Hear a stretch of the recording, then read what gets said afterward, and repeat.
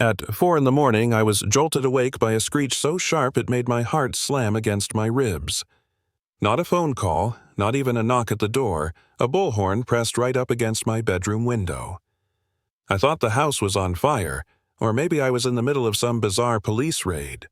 But no, when I stumbled to the window in my pajamas, what I saw was even crazier.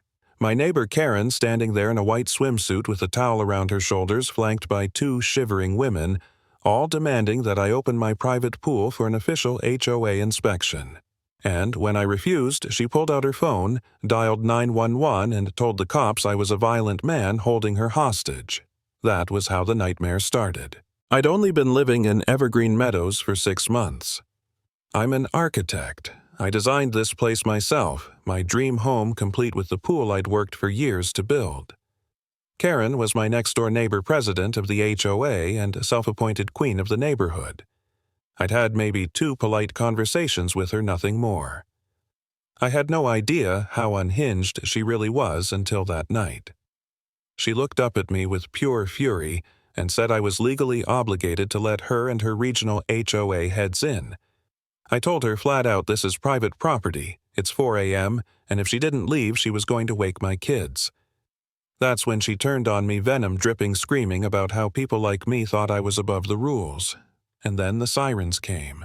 Within minutes, 2 squad cars rolled up, lights flashing across my backyard. Curtains twitched up and down the street, neighbors peeking out at the show. Karen turned on the theatrics, sobbing into one of the women's shoulders, pointing at me like I was some maniac. She claimed there was a rule in the bylaws about optimal water placidity testing at dawn. Even the cops looked confused. One officer, a young guy, looked like he wanted to crawl back into bed. The sergeant, though I knew him from a city planning project. He had a reputation for sniffing out nonsense, and I could see it on his face he knew Karen was full of it. He asked her straight up why she'd called in a hostage situation, if all she wanted was to splash around in my pool. The other 2 women cracked, admitting they weren't regional officials at all. Karen had told them it was a sunrise mimosa party to welcome me. The sergeant just sighed, warned her about filing false reports, and told her to go home. She stomped off Bullhorn under her arm, but the look she shot me, hatred, humiliation, it made the hair on my neck stand up. I knew she wasn't finished. For a few days, it was quiet. I thought maybe the embarrassment would be enough to shut her down, but then the letter came. A thick envelope, gold-embossed letterhead, and inside 5 pages of pure insanity from a so-called lawyer named Percal Finch-esque. It accused me of traumatizing Karen, of creating architectural bullying with my pool, and demanded I drain it, fill it with topsoil, and turn it into a community vegetable garden. Oh, and I also had to hand over the keys to my house for an arrogance audit and pay Karen $5,000 for a suburban etiquette seminar. It was so ridiculous I laughed out loud. Then I did some digging. Finch wasn't a lawyer, he wasn't even close. He was a failed actor, and as it turned out, Karen's daughter's fiancé. She'd recruited him to play lawyer in their twisted little scheme. That was the moment I realized I couldn't fight this alone. I called in backup my family. My mom, a retired social worker with a radar for liars. My sister, a corporate lawyer who eats contracts for breakfast. My brother, a cybersecurity expert who can pull a digital footprint from a single emoji. Over Sunday dinner, I laid it all out. The bullhorn, the cops, the fake lawyer letter. They didn't even flinch. My sister grinned, already drafting a legal counterstrike in her head. My brother opened his laptop, fingers flying. And my mom, she just said, "I'll bake a coffee cake." That's how you know she's about to launch psychological warfare. And sure enough, she found the crack. My brother discovered Karen had set up a shell company called Suburban Elegance.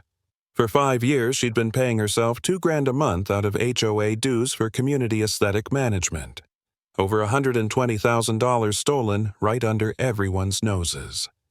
Meanwhile, my mom was winning hearts with baked goods, collecting stories from neighbors who'd been bullied for mailboxes, fined for flowers, humiliated by Karen's petty rules. Karen wasn't just a nuisance. She was a dictator, and the neighborhood was quietly sick of her. We just needed the right moment to pull the rug out from under her. The plan was simple: flip the narrative. I threw a pool party the most elegant evening the cul-de-sac had ever seen. Live jazz, tiki torches, white tablecloths, the works. Everyone was invited. Except Karen. And it worked. Neighbors who'd avoided me were suddenly laughing, clinking glasses, thanking me for being a real neighbor. And I knew Karen was watching from her darkened windows, seething. But she couldn't just stew quietly. No, she had to make her move. Around 9 o'clock, a drone buzzed overhead, hovering like a mechanical wasp. My brother traced it immediately. It was coming from her property. At first, we let it film. Let her record people smiling, kids eating mini quiches. But then, with a mechanical click, it dropped something into the pool. A pack burst open, and suddenly the serene blue water turned blood red. Guests screamed. The music stopped. My pool looked like a crime scene. The drone zipped away into the night, mission accomplished. I remember standing there, fists clenched, chest hollow. I'd worked for years to build this home, this pool, and now it was ruined. I looked around at the stunned faces of my guests, and for one long, painful moment I thought maybe she's won. Maybe it's not worth it. Maybe I should sell, leave, start over somewhere else. My dream house felt cursed. But then something happened. My neighbors, the same ones Karen had tried to turn against me, came up one by one, furious, not at me but at her. They offered to sign statements, call the police, stand with me, we're tired of her.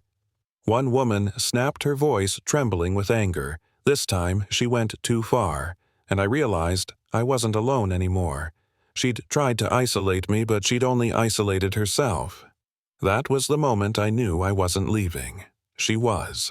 We gathered every scrap of evidence, the drone footage, the financial records, the fake lawyer letter, and handed it to the district attorney. But the ADA had bigger plans.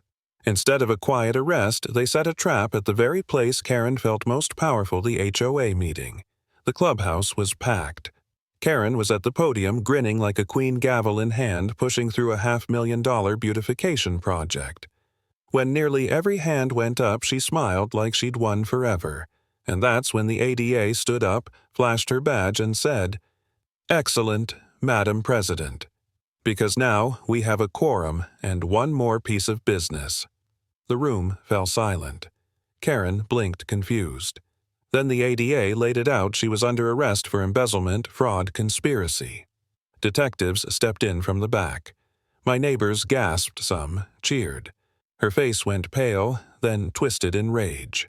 She pointed at me, shrieking, "He framed me. He's the criminal." But her voice was drowned out by laughter. The ADA projected the evidence on the big screen, bank statements showing the stolen money, glossy photos of the drone dropping dye into my pool, even the ridiculous fake lawsuit stamped with a potato gavel. People laughed so hard, tears rolled down their faces. Karen, once the tyrant, was reduced to a punchline. And then it was over. Detectives cuffed her, led her out past rows of neighbors who'd lived in fear of her for years. She didn't leave in triumph or in dignity or even in silence. She left in shame, drowned out by the laughter of the very people she'd ruled over. Percy, the wannabe lawyer, was grabbed at the door, his dreams of courtroom glory ending in a pair of handcuffs and a broken engagement. And me, I just sat in the back watching justice walk her out the door. My pool would be cleaned. My name would be cleared. And Karen's reign was done. In the end, the lesson was simple. Power built on fear will always collapse the moment people stop being afraid.